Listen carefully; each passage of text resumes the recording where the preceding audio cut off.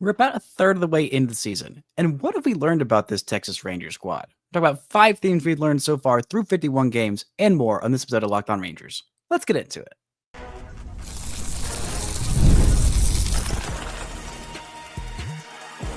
You are Locked On Rangers, your daily Texas Rangers podcast, part of the Locked On Podcast Network, your team every day.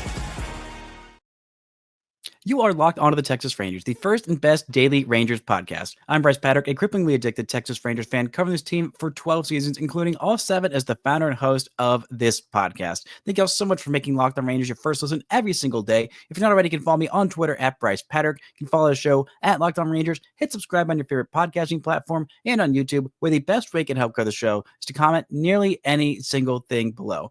Now, on today's show, we're talking about 5 things that we've learned about this team 51 games into the season. But first, before getting into all that, today's episode is brought to you by FanDuel. Right now, new customers can get $200 in bonus bets when your first $5 bet wins. Now, the Rangers are unfortunately on their longest losing streak of the season, with 3 of those 4 losses of the one-run variety. I'm infuriated. I needed to bring in Stacy to come and talk about that series before I lost my freaking mind, but I wanted to look at the big picture. It's easy to get caught up in the nitty-gritty, the day-to-day, the every single moment is the most important moment. But I figure, about 50 games in the season is a good enough time as any to go ahead and take a step back and look at where is this team and what do we know now that we didn't know at the start of this season. Well, the number one thing that we know right now that we did know at the start of the season is that Jacob deGrom is back. He is fully back. He is fully healthy, and he is an absolute delight to watch. Now, we knew that he was a delight to watch. We knew he was good at throwing baseballs, but we did not know that he was healthy and that what he would even look like this year, what healthy would even look like. Even the first 3 games of this season, he was fine. He wasn't great. He was fine. And against Boston, his first start of the season, he was fine. Against Tampa Bay, he was okay, not great. Against Seattle, he looked bad. But then, really, since that start against the Dodgers, he has looked fully back to his old self. He's made 10 starts so far this season. He is rocking a 2.33 ERA, 58 innings in those 10 starts, so averaging 5.8 innings per start, which is much better than I expected. But really, since he made that mechanical change, he was flying open a little bit too much. This fastball was being seen very well by opposing hitters, especially lefties. It's still being seen a little bit better by lefties than you would like, and still getting hit by via the home run ball by lefties a little bit more than you would like. But you look at those last 7 starts since that start against the Dodgers, when he went 7 innings, 1-run ball. The only run that he allowed was that leadoff homer. But in those 7 games, he's got a 1.66 ERA, 43 and a third innings, just 8 runs allowed, just 6 walks around and allowed, and 49 strikeouts, a .81 whip. He has been incredible. He has been just what we were promised with Jacob deGrom, being the best pitcher on earth, being an absolute delight, being an overpowering, dominating force. And he's done it against some really good offenses. Against Detroit, he went 5 innings, a 2-run ball, and 10 strikeouts. Against Houston, that was his best outing as a Texas Ranger. 8 shutout innings, just 1 walk and 7 strikeouts, and a 1-0 win. And then against New York, he was incredible again. Just 2 runs, just 3 hits allowed in 7 innings with 9 strikeouts. He has been dominant as of late, and him just being healthy, there have been no little rumors, no little tricklings out of like, okay, well, this is going to be when they skip his start. This is going to be when they start to dial him back. This is going to be when they do this, that, and the other. No, he has just been allowed to just go in and do things. He's dialed the velocity back from, sitting 99 miles an hour. It's still not sitting, particularly high. It's around 97 miles an hour. I thought he might dial it back all the way to 96, but it's been, sitting around there. Occasionally he'll dial it up to 99 to 100 whenever he needs it, but he doesn't need it all that often. And he's been able to be economical with his pitch count. He's not gone up to 100 pitches, but once this season. That was in his most recent start against the Yankees. He went to 96 against Houston, and those are two of the four times that he's gone over 90 pitches. He went 90 against Detroit in those 5 innings. He went 96 against the Dodgers. But other than that, he's been super economical with his pitch count and been able to go, pretty deep into games while being on, occasionally limited pitch count. Heck, he went 6 innings of shutout ball against the A's and struck out 7, didn't allow a single walk, and threw 65 pitches in that start on April 29th. That was the start that the Rangers offense happened to pour on 15 runs of support for him. So he could have gone out and gone longer in that one, but the Rangers didn't need him to. And so they've been able to save those bullets. They haven't had to throw him more than 90 pitches that often. Usually around 90, 85 is about where he's maxing out. And he's still able to go pretty deep into games. The thought was, that he's going to be really limited in his pitch count. He's going to be really limited in how often he throws. The thought at the beginning of the season was you're hoping for 20 to 25 starts. I still don't think he's going to throw 200 innings, even if the Rangers make the postseason and he adds those starts in there. But he's been able to go basically every 5th game. He's been able to go, a normal starter's workload. And there really hasn't been any issue there. He has just been exceptional. And that is a huge, huge deal. And it's a huge deal for this Rangers team right now that he's healthy. He's just going. There's no, thought of, okay, he needs to slow down. Oh, he needs to tamp back. Oh, the Rangers need to, skip a start here. They haven't skipped any starts. I was thinking maybe 20 starts during the regular season.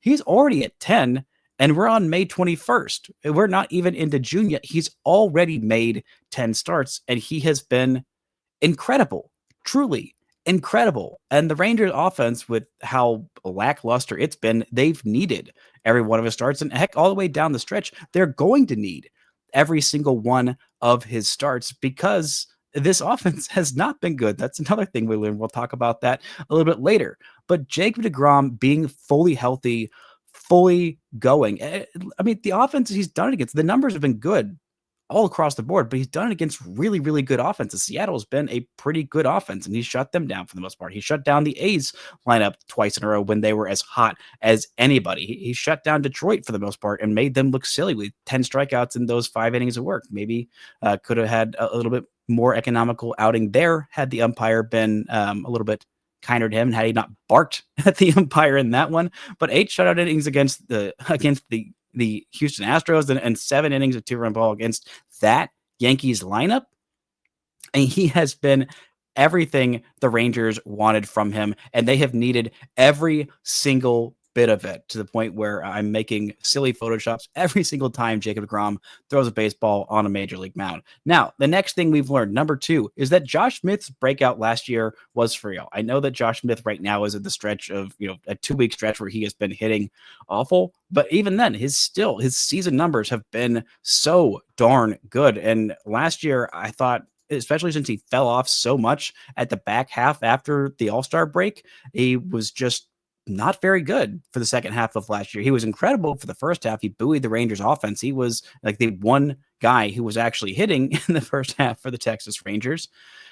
But he has been just as good this year on the whole. Overall, the numbers still incredible. His OPS plus 119. He's still got 4 home runs, 4 doubles. He's still walking at a good rate. He's still not striking out, and he's playing really good defense at a bunch of different positions. With so much time missed from Corey Seager so far this season, the Rangers have needed him to be basically their everyday shortstop. He has been, just as good as last year. He's not hitting lefties as well as last year. The power isn't, quite as good as last year. Maybe it's a little bit better. I'm still not sure about those averages of how much that's going to stick out there, but he's proved that, he's not quite on all-star pace anymore. I mean, the month of April, he was incredible. He's fallen off a little bit here in the month of May, but he's still a very, very good player that gives more depth to this lineup. And, with how many hitters have been hitting awfully this season, you're scared to think about how much worse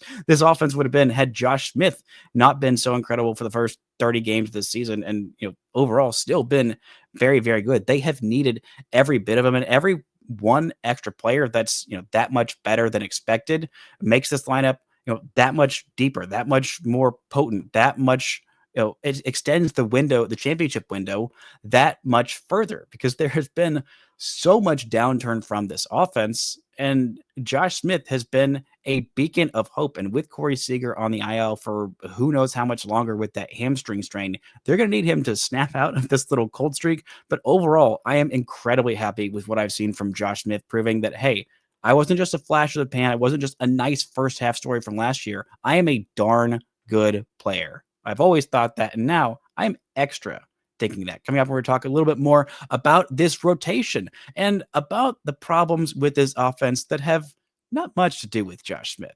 All that and more right after this.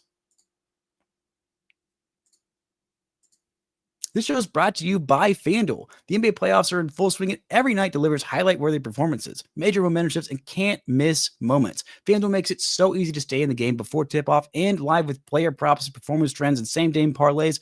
Fans have more ways than ever to play big. They've also got action for the NHL, the Stanley Cup playoffs right now. The Florida Panthers are the favorites to win the Stanley Cup at plus 125. After the Stars win tonight, maybe they'll be the favorites there right now. The second favorite to win the Stanley Cup at plus 190 after going up. Right now, the favorite to win the Conn Smythe Award, the MVP of the NHL Stanley Cup playoffs, is, of course, Mikko Rantanen at plus 360. Right behind him is Sergei Bobrovsky, the goaltender for the Florida Panthers. So go check out all the action. If you're new to FanDuel, it's perfect time to sign up. Head to FanDuel.com and place your first $5 bet, because if it wins, you'll get $200 in bonus bets. Make every moment more with FanDuel, official sports betting partner of the NBA. Shout out to the Aviators picking Locked On Rangers, your first listen every single day.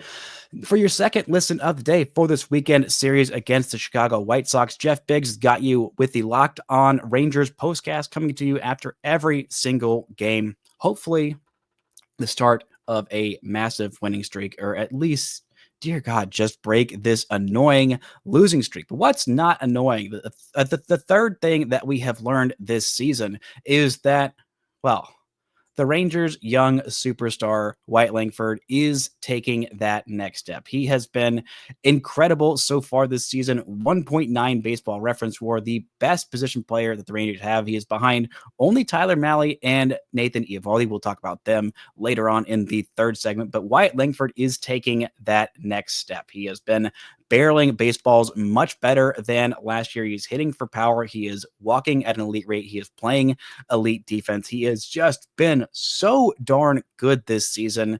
And again, with the rest of this offense not being great, Langford hasn't been, exceptional this series against the Yankees, but overall, he has just been Rangers team. Of the many things that went right for the Texas Rangers, winning the World Series is the number one thing that went right for the Texas Rangers in 2023. But the second thing that went the most right for the Texas Rangers is jumping up in that draft lottery.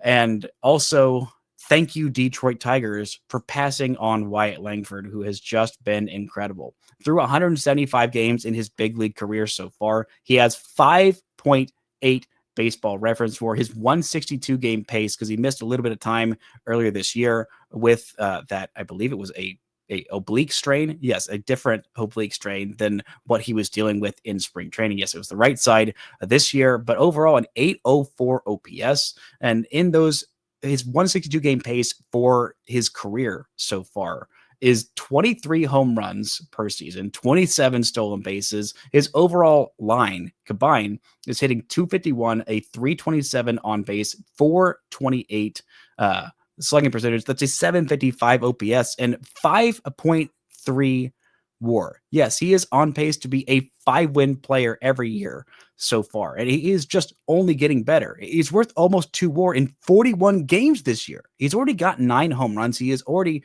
well on pace to beat out what he did in terms of the extra base hits last year. He's got 7 doubles so far this season. Doesn't have a triple just yet, but 10 stolen bases to just 2 times caught stealing. He's been incredibly aggressive on the base pass. He has been incredibly efficient and effective out there in left field. Again, I'd rather see him in center field more often, but hey, if this keeps him on the field long term, if this is his elite defensive position in a corner outfield, and you have Evan Carter out there manning the outfield in center field and switching off every once in a while with either Kevin Pillar or Sam Haggerty out there in center field for the rest of the season, that's fine. But whatever it takes to keep Wyatt Langford in the outfield, on the field every single day. He has been taking that next step and becoming that breakout player. Having a young, controllable, budding superstar like this is so rare.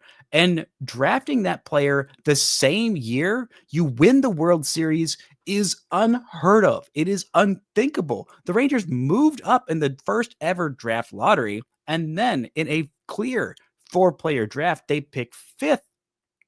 And even though they don't get Paul Skeens, even though they don't get Dylan Cruz, which, fine, even though they don't get uh, whoever else was also in that draft. I cannot remember the guys who were ahead of him, Max Clark and whoever whoever was drafted 3rd, who I can't think of right now. I think it was just Max Clark. I think that was it because they drafted 4th. Yes, getting Wyatt Langford that season is just an incredible stroke of luck, and seeing him take those next step forward, he is still only 23 years old.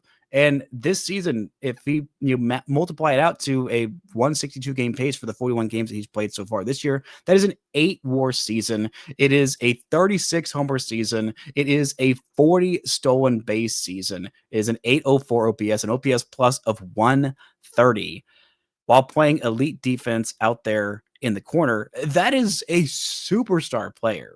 And with Corey Seager on the shelf, he has been one of the few beacons of hope for this offense that has had so many problems. Wyatt Langford taking that next step in his development and being such an absolute delight to watch every single day, and still getting better every single day is such an incredibly great thing to watch, and something we weren't quite sure if it was going to happen this year. I was, but collectively, we weren't quite as sure. The fourth thing that we've learned about this team in 2025 is that this offense has problems. This is something that I have talked about basically every single day, is that this offense has issues.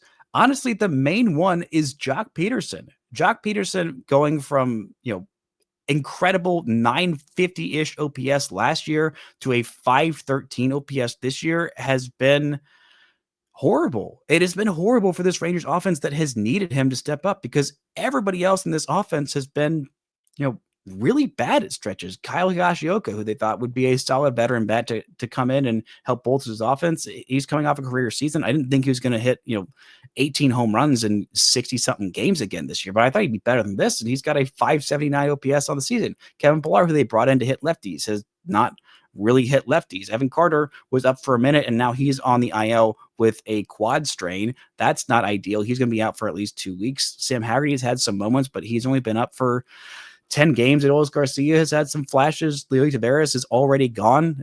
They cut bait with him. Josh Young has been really good so far this season. Seager's been good when he's been healthy, but he's already had 2 different IL stints so far this season. Berger was pretty darn bad for the first month and a half of the season, to the point where the Rangers optioned him down to AAA to make some of these drastic changes. They fired Donnie Ecker, and they have just had all kinds of problems. Marcus Semien, the quality of his at-bats have been better, but he's just not impacting the baseball at all this season. And you look up and down, it feels like every time someone starts breaking out, someone starts getting hot, then 2 more guys who were hot start to cool off. Jonah Heim's been pretty darn good this season and fairly consistent, 107 OPS plus so far this season. But it's like whack-a-mole with this offense. As soon as someone gets up, then someone goes down. And then as soon as someone else is, okay, wow, look, this offense is starting to turn around. Nope, they're not turning around. I don't know what to make of this offense after that series against Detroit, who has one of the best pitching staffs in baseball, where the Rangers just put a walloping on them.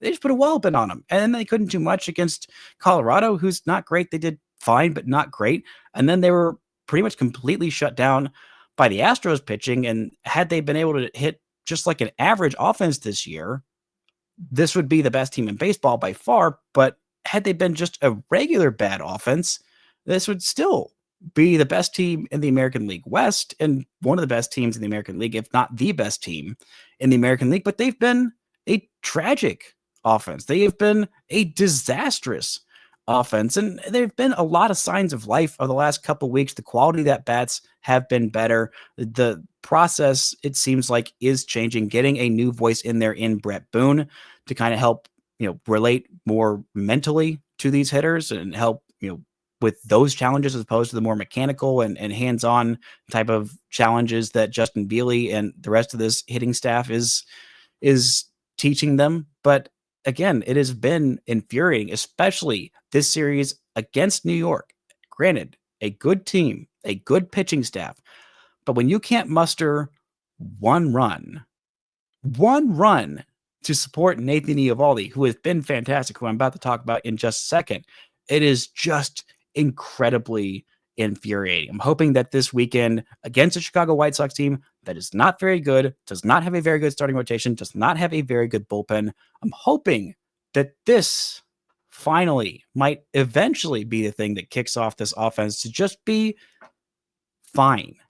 Just be fine, please. Because this is not at all what we expected from this offense heading into the season. Coming up, we got one more thing that we learned about this team in 2025. And it is a very, very good note to end on right after this.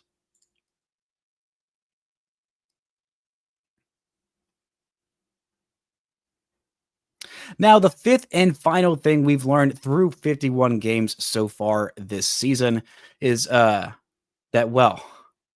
Nathan Eovaldi is freaking incredible. This rotation is freaking incredible. This has been the best rotation in all of baseball, not just because Jacob deGrom has been awesome and everyone else has been okay. No, the entirety of this rotation has had moments of dominance. Everybody who has made a start for the Texas Rangers this year has had an incredible start. Jack Leiter has had several of those incredible starts. Kumar Rocker has had a couple of those incredible starts. Patrick Corbin has had a bunch of pretty darn good starts. And Nathan Eovaldi and Tyler Mahle have been absolutely exceptional. Now, will both of them have an ERA at 1.6 or lower for the next 20 starts or however many starts they make throughout the rest of the season?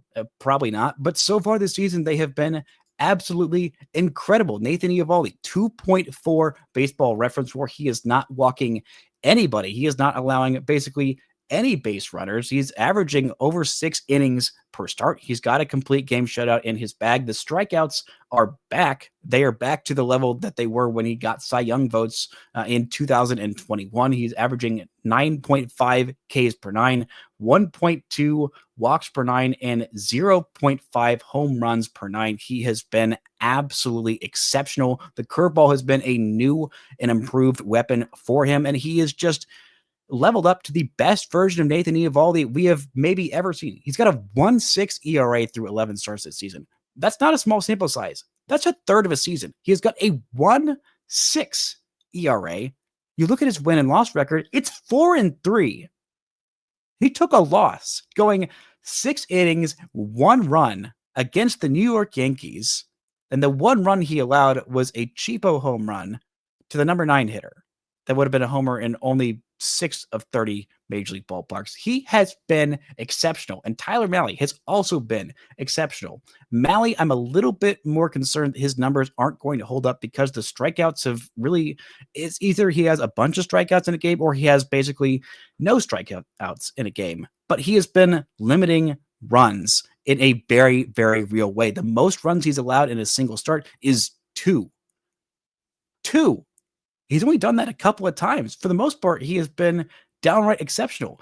Tyler Mahle has a 1.47 ERA, 55 innings in 10 starts. He has been incredible. Incredible for the Texas Rangers. You look at his pitching run value, it's in the 98th percentile of baseball. You look at Nathan Eovaldi's pitching run value, the overall value of all of his pitches. His fastball run value is the 99th percentile, breaking ball value 97th percentile, because that curveball has been such a huge weapon for him, throwing all 4. Occasionally he has a slider, but all 4 of the main pitches that he throws in any single count to any type of hitter in any quadrant of the zone, he is just so masterful with his stuff. And he is making even Aaron Judge look silly at times. That plate appearance against him in the finale on Thursday when he went down 3-0 to the best hitter in the world who's hitting over 400 or was heading into that series against the Rangers with a 1200 OPS. He goes down 3-0 to that guy, and he strikes him out with 3 perfect pitches. Now, Nathan Eovaldi's numbers don't expect him to keep being this good. The only bright red he has in Baseball Reference in terms of those sliders down there in the pitching, besides his overall pitching run value, which is in the 100th percentile, he is the best pitcher in baseball according to overall run value, but the expected ERA is more than double what it is right now. It's at 3.23, still very good. The walk rate, the top 2% of baseball. He's striking guys out. He is getting hit hard a little bit, but he's allowing a lot of ground balls. He's getting a lot of ground balls. He's getting a lot of strikeouts. He's not walking anybody. He's not allowing home runs.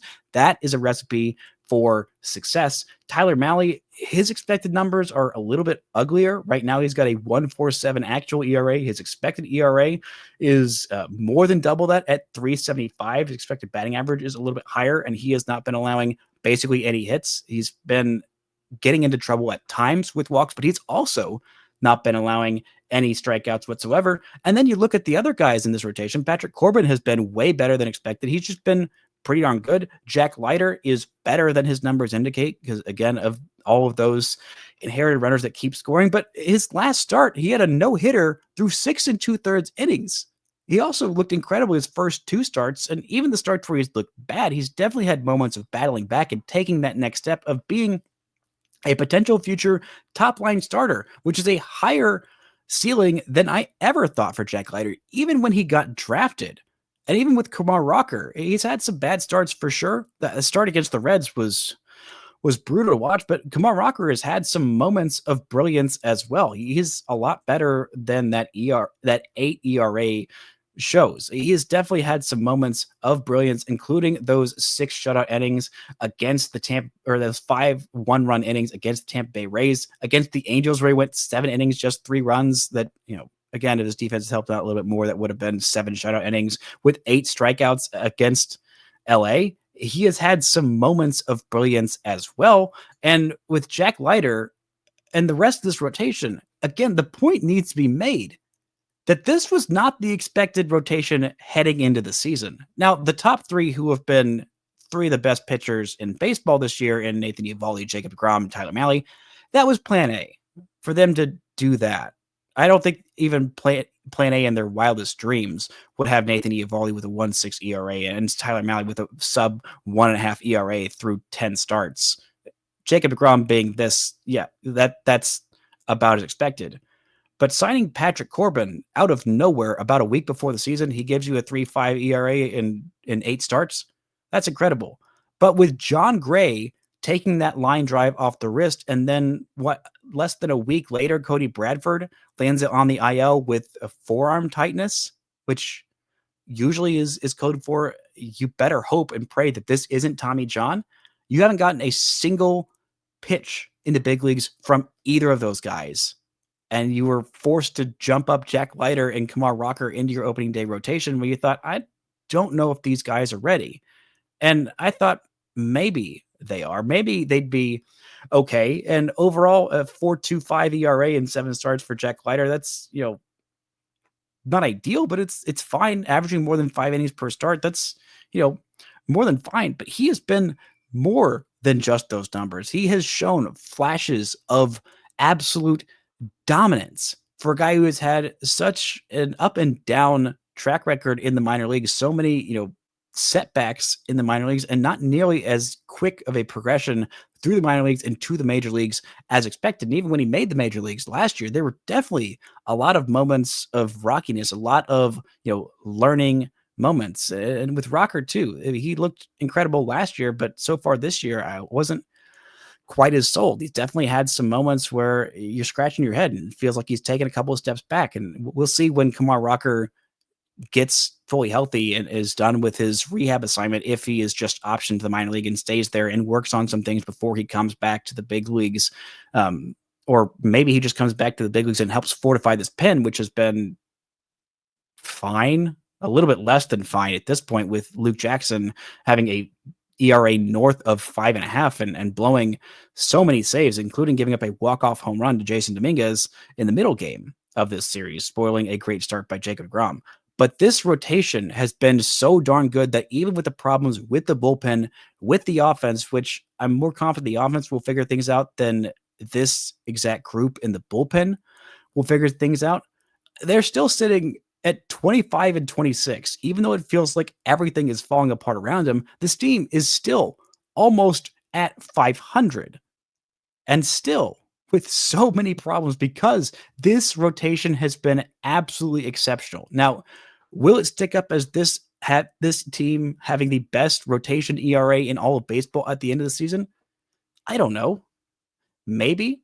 I don't think they're going to have like a 2.6 ERA at the end of this season, but heck, the way Nathan Eovaldi is pitching, the way Jacob deGrom is pitching, I think there's eventually going to be a fallback down to earth from Tyler Mahle. I don't think it's going to be tonight against the Chicago White Sox because, again, they're not a very good baseball team. But this team has plenty of potential to turn things around. It has been incredibly frustrating, but there have been a lot of moments of bright, and it's so easy to forget those in a season with all the ups and downs, especially when you're in the middle of one of the downtimes, including a 4-game losing streak with 3 one-run losses in infuriating fashion. But hey, we're about 51 games into the season. There's still 111. Yes, 111 more games to go before we hit the end of this season. And I'm still hopeful that come October, I'll be talking about a playoff rotation that is the best in baseball. That's going to do it for today's show. Thank y'all so much for listening and subscribing. And until next time, don't forget to enjoy baseball.